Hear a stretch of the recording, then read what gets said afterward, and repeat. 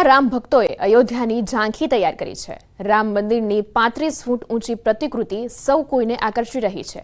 વિરાણી હાઈસ્કૂલના ગ્રાઉન્ડમાં સનાતન ધર્મના રક્ષક સમિતિએ 5 દિવસ સુધી ભવ્ય મહોત્સવનું આયોજન કર્યું છે।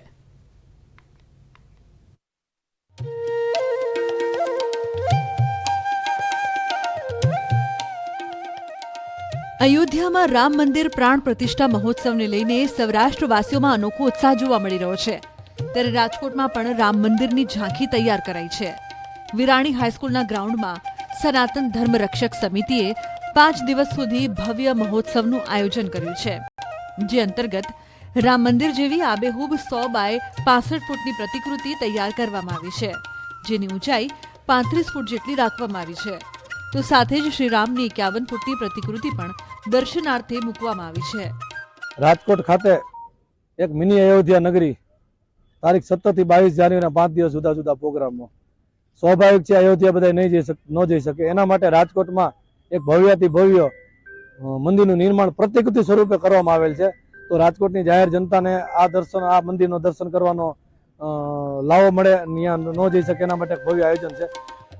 રુદ્રેશ્વર જાગીર ભારતી આશ્રમના ઇન્દ્ર ભારતી મહારાજે અયોધ્યા મંદિરની પ્રતિકૃતિનું લોકાર્પણ કર્યું। અહીં 5 દિવસ સુધી જુદા જુદા વિવિધ કાર્યક્રમો યોજાશે।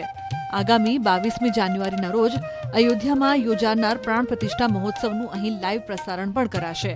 મોટી LED સ્ક્રીનના માધ્યમથી પ્રાણ પ્રતિષ્ઠા મહોત્સવનું જીવંત પ્રસારણ બતાવવામાં આવશે।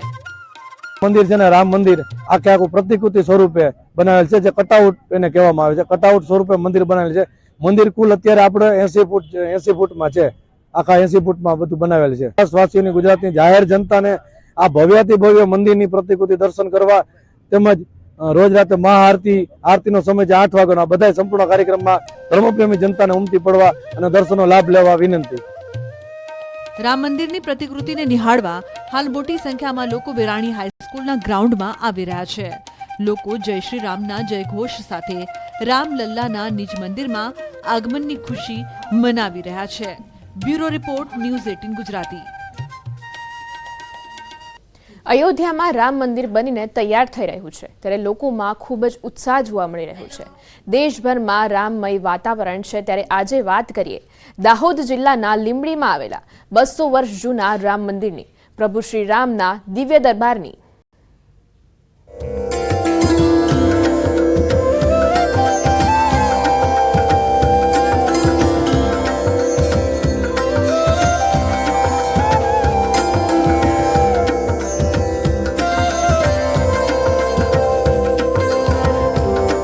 લીંબડી નગરમાં આવેલું 200 વર્ષ જૂનું રામ મંદિર લોકોની આસ્થાનું કેન્દ્ર છે। લીંબડી ગામની અંદર રામ દરબાર આવેલો છે, જ્યાં વર્ષોથી લોકો દ્વારા શ્રી રામ, લક્ષ્મણ અને સીતાજીની પૂજા થાય છે। કહેવાય છે કે આ મંદિર 200 વર્ષથી પણ વધારે જૂનું છે। વર્ષોથી લોકો અહીં પ્રભુ શ્રી રામચંદ્રની પૂજા કરી રહ્યા છે। 200 વર્ષ પહેલા ભગવાન શ્રી રામજી, સીતાજી અને ભાઈ લક્ષ્મણજીની પ્રતિમા સાધુ પરિવારના ઘરમાં બિરાજમાન હતી। ગ્રામજનો અહીં આવીને તેમની પૂજા કરતા હતા। જો કે વર્ષ 1906માં ઠાકોર દીપસિંહજીએ મંદિરનું નવેસરથી નિર્માણ કરાવ્યું। ત્યારથી જેમ જેમ વર્ષો વીતી રહ્યા છે, આ મંદિર માટે લોકોની આસ્થામાં પણ વધારો થઈ રહ્યો છે।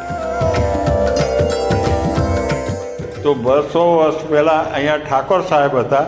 એ પહેલાં અમારા બાપ દાદા રણિયારમાં હતા।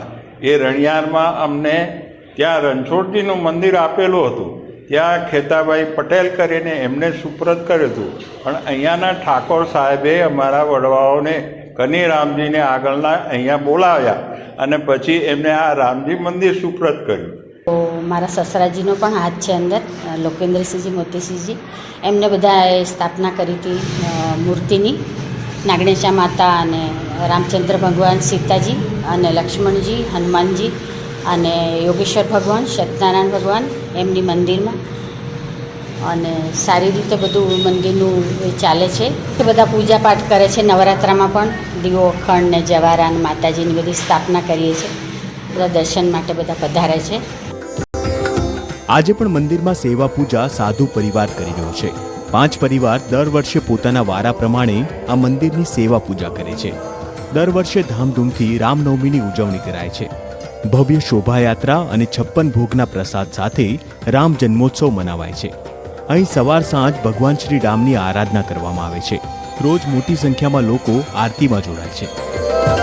લીંબડીમાં રામજી મંદિરની પૂજા અમે કરીએ છીએ. અમારા ફાધરના 5 ભાઈઓ છે, એમને દર વર્ષે એક વર્ષનો વારો આવે છે. એનામાં આ વારો અમારો હમણાં ચાલુ છે અને રામનવમી અમારો વારો પૂરો થશે. આપણને અહીંયા સવારે અને સાંજે ખૂબ સુખ શાંતિ અને શાંતિ મળે છે મંદિરમાં, કેમ કે આપણે રામજીની પૂજા અને અર્ચના થાય છે. સાંજે 7 વાગે અહીંયા હું આવું છું, તેથી મને ખૂબ શાંતિ અનુભવાય છે. મંદિરમાં પ્રવેશ કરતાં પહેલાંથી જ શાંતિ અનુભવાય છે. લીંબડીમાં આવેલા રામ દરબારમાં ભગવાન શ્રી રામજી, સીતાજી અને ભાઈ લક્ષ્મણજીની પ્રતિમાની સાથે જ શ્રીરામના પરમ ભક્ત હનુમાનજી બિરાજમાન છે. હનુમાનજીની પ્રતિમા હર હંમેશ ભગવાન શ્રી રામની સેવામાં હાજર રહે છે. અહીં હનુમાનજીને તેલ અને સિંદૂર ચડાવવામાં આવતા નથી. 22મી જાન્યુઆરીએ અયોધ્યા ધામમાં ભવ્ય રામ મંદિરમાં પ્રાણ પ્રતિષ્ઠા મહોત્સવ યોજાઈ રહ્યો છે. ત્યારે લીંબડીના ગ્રામજનોમાં ભારે ઉત્સાહ જોવા મળી રહ્યો છે. પ્રભુના આગમનની ખુશીમાં સૌ કોઈ રામમય બની ગયા છે.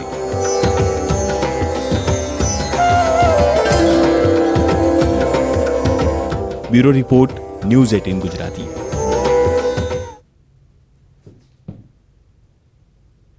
હાલ સમાચારોમાં બસ આટલું જ. વધુ સમાચારો માટે જોડાયેલા રહો ન્યૂઝ 18 ગુજરાતી સાથે. નમસ્કાર.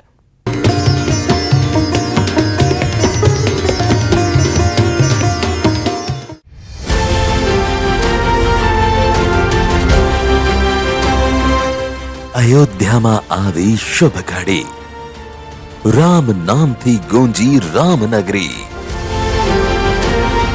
અયોધ્યા પર અખંડ કવરેજ. જુઓ રામરાજ 22મી જાન્યુઆરીએ દિવસભર. ફૂંકાઈ રહ્યા છે, જ્યારે મધ્ય ગુજરાત અને ઉત્તર ગુજરાતના ભાગો પર ઉત્તરીય પવનો ફૂંકાવાને કારણે ઠંડીનું પ્રમાણ વધ્યું છે.